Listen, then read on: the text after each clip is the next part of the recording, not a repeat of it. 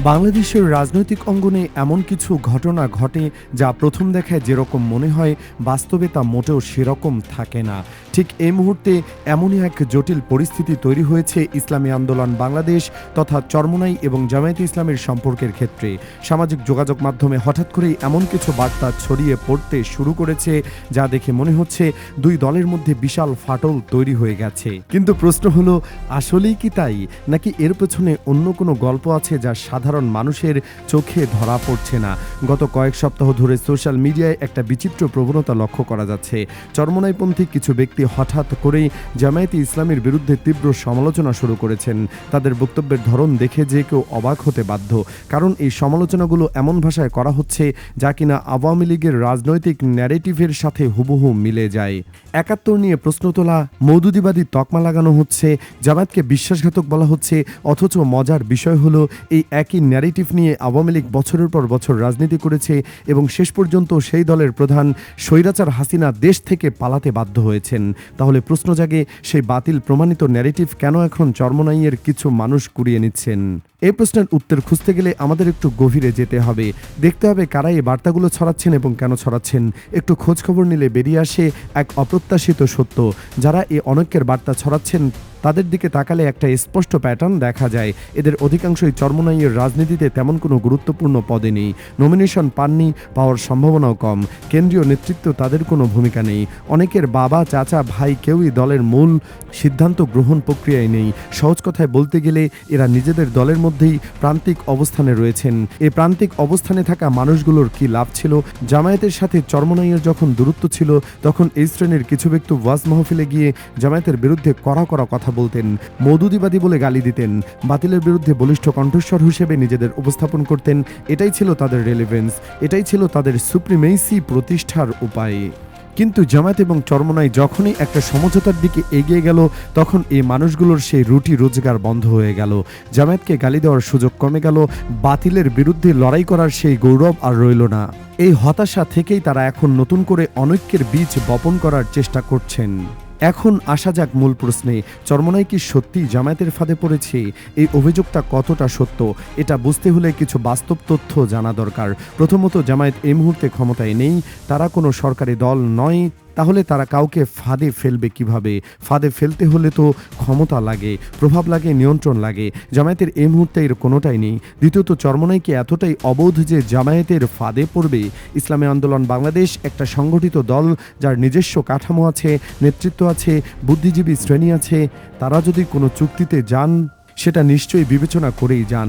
পীর সাহেব চরমোনাই মুফতি সৈয়দ রেজাউল করিমকে সহজ সরল বলে তার রাজনৈতিক প্রজ্ঞাকে অবমূল্যায়ন করা কি ঠিক? তৃতীয়ত, এবং এটা সবচেয়ে গুরুত্বপূর্ণ, এখন পর্যন্ত দুই দলের মধ্যে কোনো লিখিত চুক্তি হয়নি, কোনো ফর্মাল জোট গঠিত হয়নি, কোনো এগ্রিমেন্ট সই হয়নি। তাহলে ফাঁদে পড়ার কথা আসছে কোথা থেকে? যখন কোনো বাধ্যবাধকতা নেই, যখন কোনো পক্ষ যে কোনো মুহূর্তে বেরিয়ে যেতে পারে, এই পরিস্থিতিতে ফাঁদ শব্দটা ব্যবহার করা নিতান্তই অতিরঞ্জন।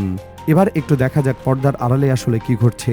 সূত্র জানাচ্ছে, জামায়াত এবং চরমোনাই উভয় পক্ষেই একটা তৃতীয় নিরপেক্ষ সংস্থাকে দায়িত্ব দিয়েছে বিভিন্ন আসনে জরিপ চালানোর জন্য। এই জরিপের উদ্দেশ্য হলো বের করা যে কোন আসনে কোন দল প্রার্থী জেতার সম্ভাবনা বেশি। জামায়াতের প্রার্থী না চরমোনাইয়ের প্রার্থী, কে বেশি ভোট আনতে পারবেন সেটা যাচাই করা হচ্ছে এবং এই জরিপের ফলাফলের ভিত্তিতে সিদ্ধান্ত নেওয়া হবে কোন আসনে কাকে মনোনয়ন দেওয়া হবে। এই জরিপের ব্যাপারে উভয় পক্ষই একমত হয়েছে। এটা নিজেই প্রমাণ করে যে আলোচনা চলছে এবং সেই আলোচনা ইতিবাচক দিকে এগোচ্ছে। হ্যাঁ, কিছু মতপার্থক্য আছে, কিছু ইখতিলাফ থাকবেই। দুইটা আলাদা সংগঠন এখন একসাথে কাজ করতে যায়, তখন সব বিষয়ে শতভাগ একমত হওয়া সম্ভব নয়। কিন্তু এই মতপার্থক্য মানেই জোট ভেঙে যাওয়া নয়। এবার আসা যাক এনসিপি প্রসঙ্গে। চরমোনাইয়ের কিছু ব্যক্তি অভিযোগ করেছেন যে জামায়াত এনসিপির সাথে জোট করেছে যা চরমোনাইয়ের সাথে বিশ্বাসঘাতকতার শামিল। তাদের যুক্তি হলো, জামায়াত যেহেতু ইতিমধ্যেই চরমোনাইয়ের সাথে একটা জোটে আছে, সেহেতু তারা এনসিপির সাথে আলাদা জোট করতে পারে না। এই বিষয়টা নিয়ে স্বয়ং পীর সাহেব চরমোনাইও প্রশ্ন তুলেছেন বলে জানা গেছে। কিন্তু এখানে একটা বিষয় পরিষ্কার করা দরকার, রাজনৈতিক জোট মানে শুধু দুই দলের মধ্যে সীমাবদ্ধ থাকে না। একটা বৃহত্তর জোটে অনেক দল থাকতে পারে। এনসিপি যদি সেই বৃহত্তর জোটের অংশ হয় তাহলে সেটা চরমোনাইয়ের বিরুদ্ধে যাওয়া নয়, বরং এটা জোটকে আরো শক্তিশালী করার একটা পদক্ষেপ হতে পারে। অবশ্য যারা অনৈক্য ছড়াচ্ছেন তাদের একটা ভিন্ন ব্যাখ্যা আছে। তারা বলছেন এনসিপিকে জোটে নেওয়া হয়েছে যাতে এনসিপি জামায়াতের কাঁধে চড়ে বিরোধী দল হতে পারে। তাদের হিসাব হলো বিএনপি সরকার গঠন করবে আর এনসিপি হবে বিরোধী দল। জামায়াত এবং চরমোনাই তেমন কিছু পাবে না। এই ষড়যন্ত্রের তত্ত্বটা বেশ জনপ্রিয় হয়ে উঠেছে একটা বিশেষ মহলে, কিন্তু একটু গভীরভাবে চিন্তা করলে বোঝা যায় এই তত্ত্বটা কতটা অযৌক্তিক। এনসিপি যদি একা নির্বাচন করে তাহলে বিরোধী দল হওয়া তো দূরের কথা, হয়তো একটা আসনও জেতা কঠিন হবে। তাহলে তাদের জোটে নেওয়া জামায়াত বা চরমোনাইয়ের কি ক্ষতি? বরং যত বেশি দল জোটে থাকবে সামগ্রিক শক্তি তত বাড়বে। এখন একটা গুরুত্বপূর্ণ প্রশ্ন করা যাক, যদি ধরেই নিই যে ফাঁদ বলে কিছু আছে, তাহলে সেই ফাঁদে শুধু চরমোনাই পড়েছে নাকি জামায়াতও পড়েছে? বাস্তবতা হলো উভয় পক্ষেই এমন একটা অবস্থানে আছে যেখান থেকে পিছু হটা কঠিন। চরমোনাই যদি জামায়াতকে ছেড়ে দেয় তাহলে মানুষ প্রশ্ন করবে কিসের ইসলামী ঐক্য, আর জামায়াত যদি চরমোনাইকে ছেড়ে দেয় তাহলে একই প্রশ্ন তাদেরও শুনতে হবে। অতএব দুই পক্ষেই এখন একে অপরের সাথে থাকতে বাধ্য। এটাকে ফাঁদ বলা যায় কিনা সেটা বিতর্কের বিষয়, কিন্তু এটা নিশ্চিত যে এই পরিস্থিতিতে দুই পক্ষের জন্যই সমান প্রযোজ্য। এই প্রসঙ্গে বিএনপির কথাও উঠে আসছে। কেউ কেউ বলছেন বিএনপি থেকে লোভনীয় প্রস্তাব এসেছে, কিন্তু এখানে একটা কথা বলা দরকার। বিএনপিকে নিয়ে চরমোনাই নিজেই যে সমালোচনা করেছে, চাঁদাবাজদের দল বলে যে তকমা দিয়েছে, সে বিএনপির প্রস্তাব বিবেচনার যোগ্য কিনা সেটা ভাবার বিষয়। নৈতিকভাবে বিএনপির সাথে যাওয়া চরমোনাইয়ের সাথে যায় না, তাহলে সেই প্রস্তাবের কথা বারবার উচ্চারণ করার মানে কি? এবার একটু তাকানো যাক তাদের দিকে যারা এই অনৈক্যের বার্তা দিচ্ছেন। চরমোনাইয়ের ছাত্র সংগঠনের সাবেক কেন্দ্রীয় সভাপতি, যিনি এখন দলের গুরুত্বপূর্ণ পদে আছেন, তিনি কি এসব কথা বলছেন? ইসলামী আন্দোলন বাংলাদেশের কেন্দ্রীয় নেতৃত্বে যারা আছেন তারা কি জামায়াতের বিরুদ্ধে বিষোদ্গার করেছেন? যারা এমপি প্রার্থী হতে যাচ্ছেন বা 12 দলীয় জোটের সম্ভাব্য প্রার্থী, তারা কি অনৈক্য সৃষ্টি করেছেন? উত্তর হলো না। দলের মূল নেতৃত্বের মধ্যে যারা আছেন তারা কেউই এই ধরনের কথাবার্তা বলছেন না। বলছেন কারা? যারা নিজেরাই দলের মধ্যে প্রান্তিক অবস্থানে আছেন, যাদের পদ নেই, পজিশন নেই, নমিনেশন নেই। এই পার্থক্যটা খুবই তাৎপর্যপূর্ণ। এখান থেকে একটা স্পষ্ট চিত্র বেরিয়ে আসে। যারা কেন্দ্রের তথ্য জানেন, যারা ভেতরের আলোচনা সম্পর্কে অবগত, তারা নিশ্চুপ।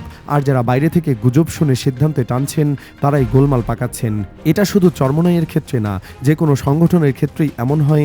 যারা ভেতরে থাকে তারা জানে আসল পরিস্থিতি কি, আর যারা বাইরে থাকে তারা গুজবে কান দেয়। এই পুরো পরিস্থিতি বিশ্লেষণ করলে একটা বিষয় স্পষ্ট হয়ে ওঠে। প্রথমত, জামায়াত এবং চরমোনাইয়ের মধ্যে আলোচনা চলছে এবং সেটা ইতিবাচক দিকে এগুচ্ছে। দ্বিতীয়ত, কিছু মতপার্থক্য আছে যা স্বাভাবিক এবং এটা নিয়ে কাজ হচ্ছে। তৃতীয়ত, যারা অনৈক্য ছড়াচ্ছেন তাদের নিজেদেরই কিছু ব্যক্তিগত হতাশা এবং স্বার্থ জড়িয়ে আছে। চতুর্থত, কোনো পক্ষই কোনো ফাঁদে পড়েনি, কারণ এখনও কোনো চূড়ান্ত চুক্তি হয়নি। তবে সবচেয়ে গুরুত্বপূর্ণ যে বিষয়ে মনে রাখা দরকার সেটা হলো রাজনীতিতে গুজব সবচেয়ে বড় শত্রু। সোশ্যাল মিডিয়ায় যা দেখা যাচ্ছে সেটা পুরো চিত্র নয়। ভিতরে যা ঘটছে সেটা জানতে হলে কেন্দ্রীয় সূত্রের কাছে যেতে হবে, আর সেই সূত্র বলছে ভেতরের সবকিছু ঠিকঠাক আছে। কিছু টানাপোড়েন আছে বটে, কিন্তু সেটা জোট ভেঙে যাওয়ার মতো কিছু নয়। শেষ কথা হলো, সাধারণ মানুষের উচিত গুজবে কান না দেওয়া। যারা হতাশ তারা সবসময় নেতিবাচক কথা বলবে, কিন্তু সত্যিকারের চিত্র জানতে হলে তাকাতে হবে তাদের দিকে যারা দায়িত্বে আছেন। আর তারা এখনো আশাবাদী, ইসলামী ঐক্যের স্বপ্ন এখনো জীবিত।